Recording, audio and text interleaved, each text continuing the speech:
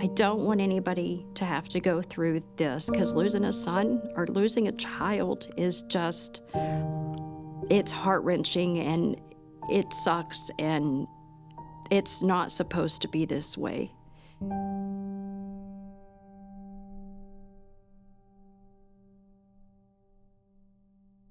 He was born in Amarillo, Texas in 1995, and he was the best kid. He was fun, outgoing, smart.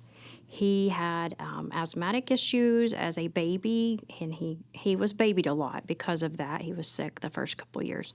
So he did become a mama's boy pretty quick, but he, ventured out to really grow up and full force, grew out of his asthma, played football all through elementary school and all the way through middle school and high school. He injured his back in his junior year of high school and decided to get out of it. That scared him pretty bad. So, football can tear up your body and things like that. So he had already had a knee scare. So he said, "Mom, I'm sorry. I know. Would you be okay if I don't play football anymore?" And he said, "I know your dreams for the NFL are shot, but, would you be okay?" And I said, "Son, this is your body. This is your life." He's great. He started out in freshman and in JV, and as soon as the season was over, he was moved up to varsity. So he played varsity, offense and defense, his whole sophomore year. So with that said, I really did have high hopes, right? But it is his body, and ultimately that back issue did scare him, and he still had back issues to the day he died, which led us to his death. Zach got a full ride scholarship on academics, 4 years. He went 6 months to WT, West Texas State University, and he did one semester, and he said, I'm gonna not go for a little while. And he worked 2 jobs. He was worked for American Airlines, and he worked for UPS in the seasonal. Very hard worker. So when we decided to move here, he was just going to stay. And he got his little apartment with his best friend, and he just worked and worked, and they both dropped out of their first semester of college. He didn't want to tell me. And he made a trip here to see my sister, and then he and his best friend to New Mexico, to Ruidoso, and for their little, graduation trip. And that's whenever I'm like, "Did you take time off?" I've just realized he's not doing classes, right? And so he's like, "Well, about that, Mom." Of course, he didn't want to tell me because Mom paid for his rent and his apartment. As long as he was in school, I paid his rent to live. I didn't want him overdoing himself. So, that was us. So, well, your rent kicks in now, buddy. So he did. He took responsibility. He was very responsible. His older sister, she was the non-responsible one, right? So he was like, "I am not going to follow in her footsteps. I'm not going to act like her. I'm going to be really good."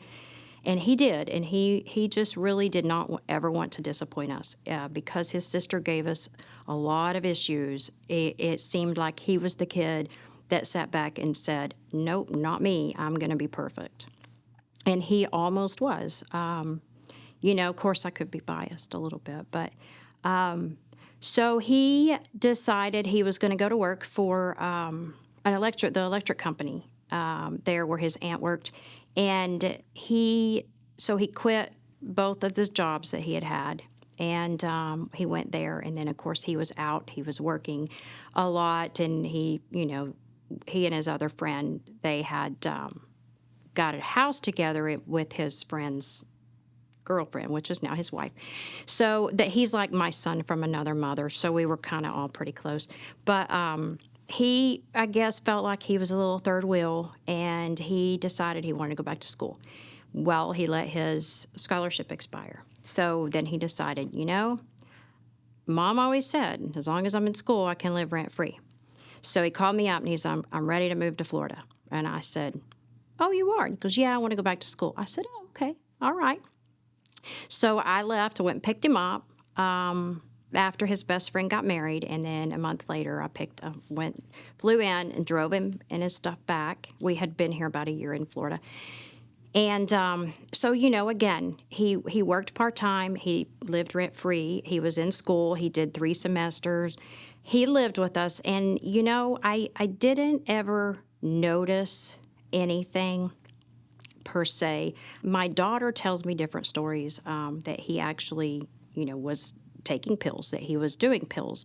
Back issues, football started the whole thing. He didn't ever have any insurance. I told him multiple times he needed to go get that checked out, but he didn't want to spend the money. So it was, to my knowledge, my son was, the quote, the good kid. My daughter had, after he passed, I found out things. And I didn't know, had not heard of fentanyl before. I had no idea what it was. I have heard of it. I didn't hear of people just taking it or it being in other drugs. He met a girl, and they ended up getting married in December 21. And apparently they had a lot of fights going on. And she had told me in April she wished she'd never married him, that all they ever do is fight, and all blah, blah, blah. So when they announced that they were going to move to Colorado, I was so happy because I thought, now you can go there, you can be away from both families, you can start fresh, you can do your own thing and build your relationship over again. They had been together 2.5 years. So they left for Colorado in May. Actually, it was my son's birthday, May 18th of 22. And he called me on my birthday on the 22nd. That is where he woke up, was in it's called Mountain Village, Colorado, where she had taken a seasonal job as an event planner, and he had taken a seasonal job as a landscaper, which he was doing some of that here. And so they were going to go check it out, see if they liked it. He had always wanted to live in Colorado. So they went, and he FaceTimed me. The 22nd of May was my birthday, and so I always said I got him for my birthday. But he FaceTimed me, and he said, "Mom, look what I woke up to." And he shows me this beautiful mountains, and he was the happiest I have ever seen him. He was so excited. He got up early. He found a trail. He was walking. The weather was perfect. And I just knew right then and there that this is where he wanted to be. And so time went on, and he had his landscaping little gig, and he spent a lot of time at the little creek where he had FaceTimed me and everything. And then his wife did, the other 7 weeks after they moved there, my daughter-in-law's mother called me, and she told me that Laura had found Zach on the patio, dressed for work that morning, face down. And she said it wasn't looking good. My heart sank, and as his mom, I knew he was already gone. She knew he was already gone. She was trying to let me down easy, I think, and it was just the hardest thing. I stopped, and my heart sank, and I said, "What do you mean it doesn't look good?" And she said, "It just doesn't look good. I'll let you know. Let me call Laura back, blah, blah, blah." So she called me back, and she told me that he didn't make it. And, of course, my worst nightmare had happened. And I didn't know why. I said, how did this happen? I don't know, she says.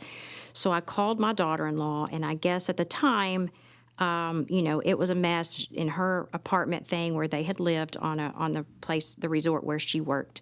And I guess from what I can understand, and I think part of this story is a mystery, but in Mountain Village, Colorado, it is a gondola from there to Telluride, and that's how people got back and forth. Nobody drove their vehicles.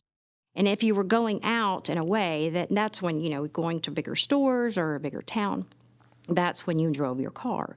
And so he would get up in the mornings, and he would go down, he would get his coffee, or he would have his coffee. He would sit on the back porch because out there patio was the mountain that is on the Coors Light can. That was his view that he saw every day. And so he was so excited, but he loved to sit outside. And he sat out there, and he would have his coffee, do whatever, and then he would take off, and he would go walk that little trail with that springs there, and his boss had told us the story, and he would make his way up to go to work, and he would get up there to the top of the mountain, and he would say, hang on, guys, I got to get my picture of the day. So he would take his picture every day of when he got up there. So that morning that she found him, she said that she had woke up and she worked later nights, and then he got up and worked in the mornings. And when she got up, she found him laying face down on the patio, and he was dressed for work. And I had asked her multiple times what happened, and she said, I don't know. And she said, they're here right now. Somebody else had tried to revive him. Of course, it didn't, they couldn't get him. He was already gone. And then she says to me, they found a couple of pills in his pocket. And I said, what do you mean, a couple of pills? And she said, I don't know what they are. I don't know what they are. I believe she did know what they were and where they came from, but that is, again, a story untold. I don't even know where to start with that one. But she said that he had had found those pills. She told me briefly, what had happened the night prior. He had lost his phone. He went to go find his phone. He did find my phone from his watch, went to find it. She says that he never found it. I think he did. So anyway, his phone was never found. So we don't know anything about it. We don't know anything other than I did call the department that night, the coroner and the sheriff's office, and they told me what they knew. From that point forward, I could not even get his wife or her mother back on the phone for 3 days. So I just had to make my own. I had to figure things out, to call the coroner myself. Nobody would answer my calls. I almost left and went there, but then I knew if she's going to have services or whatever she was going to do, I needed to stay where I was at and then be able to go then, because if he's gone, what am I going to do? So I decided to stay. The officers had told me that they did find 2 pills in his pockets. One, the police report said they were in a tin, an Altoids mint tin, and one of them was labeled A, which did turn out to be an Altoids mint, and the other one turned out to be an oxycodone, and it was laced with the fentanyl. Don't know what was true. She told us several different stories that never added up to never told us the same story. But from what I gathered, he had gotten those pills, and I knew she had some for him, or he had gotten some even before they moved there. For his back, he was doing landscaping and stuff too. So every now and then it would pop out, or I had some surgeries, and she would call me, Zach's back's bothering him. Do you have any hydros? Whatever. So at that point, I don't even know where they were at. And my daughter did tell me later that he did have a pill addiction, and his wife didn't know. And my daughter had an opioid addiction, and they used together. However, Zach moved to Colorado, and their deal was they were getting clean together. They were best friends. They were brother or sister. They used together. Now they have to get clean, and they have to live their life the correct way. And so when he pushed the Colorado move and my daughter chose to get into some treatment, they were sharing this long distance, and they were getting clean together. They just couldn't be together doing it. They felt they were not strong enough.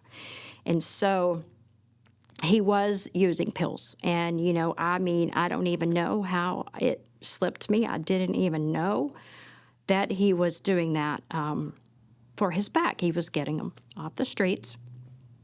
And so he did move there. He talked to my daughter every single day. He made sure she got up to go to the methadone clinic to get her treatment so she could get off of this stuff. And they talked every day. And she said, Mom, he was clean. He had gotten clean. He had been clean. It took him about 2 weeks after he left for him to be dabbling here and there, but he did get clean. So for whatever reason, he had these other issues with his back, I'm assuming, and then he ended up with a couple of pills, which were lethal. The thought is that he took a pill with his coffee that morning on the patio to get ready to leave for work. And the thing I'm thankful for is that he didn't suffer. They said it was instant. But the thought, that he's just going out to support he and his wife and going to work. And I just wish I could have gotten him some more help if I would have known more about what was going on. Again, getting that phone call about my son it was never in a thought. So, of course, my daughter ended up with survivor's guilt. And, I have to full force go and do whatever I can to get his story out, because my son was clean when he got clean, and then he died of the fentanyl. And when toxicology came back, he had enough fentanyl in his body to kill 20 people. And the other pill, of course, did come back with the fentanyl. And his case was left open for a year. They were still trying to find his phone. They were still trying to see where the pills came from. And I find it hard to believe that my son was the only one that got a hold of a fentanyl-laced pill that would kill him in that small little mountain village. I don't know where they came from or what. I do have my suspicions of what had happened. But again, closure would be great, but they closed the case when they found out the toxicology, and without his phone records, they said they couldn't move forward. So they just gave up on trying to figure out where they came from. His best friend, she had a service there a couple of weeks after he passed. My sister and I drove to Colorado, and his best friend drove in from Amarillo, and his wife and another friend he had worked with years ago at American Airlines. And we basically, the weird thing is that nobody answered my calls or texts for 3 days. And I chose not to go. He lost his phone on the 4th of July. And she said that they were at her friend's house, her boss's house, somebody she worked with.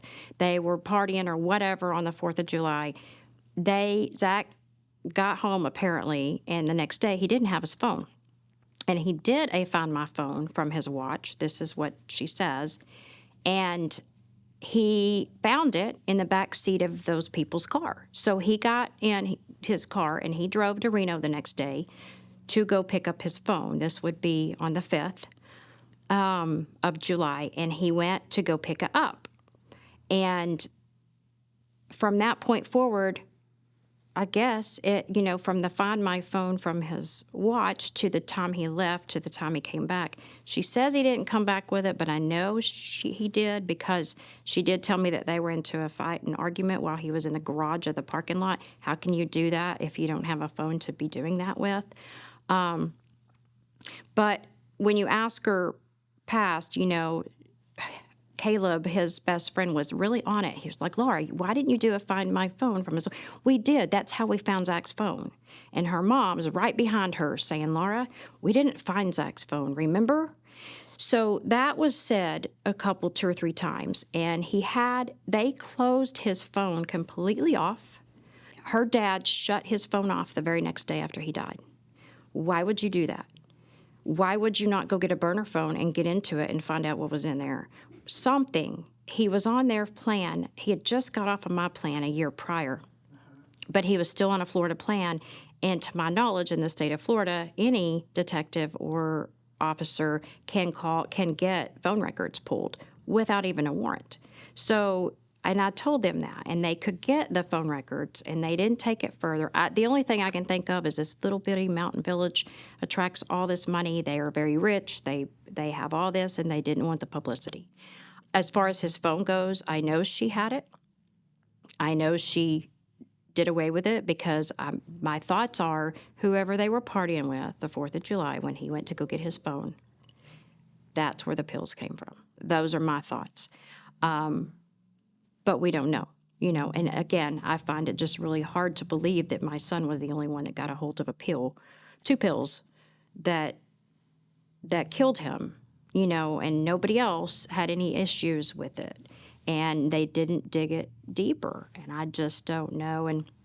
But I've lost my son, and my daughter has lost her brother and her best friend, and their dad he's eaten up. They didn't have a great relationship, but they were on the mend during his move. And I know he's beating himself up over that. And my grandson that I've raised as my own is now suffering. That was like his only positive male figure that he had in his life. So he is he went off to college in Ohio, and he got the worst homesick. He was sending me text messages, afraid something's going to happen to me.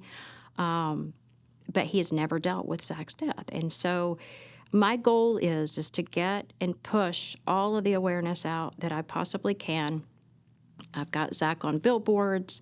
I've got him on the Angels Across America stuff. And my goal is just to help get the awareness out there. I intend on going into the schools. The high school where my grandson was, I feel like was pretty bad as well. And just try to get out there. And I keep telling myself, if I can save one just by the awareness, or handing out the Narcan that we hand out, doing the rallies we do.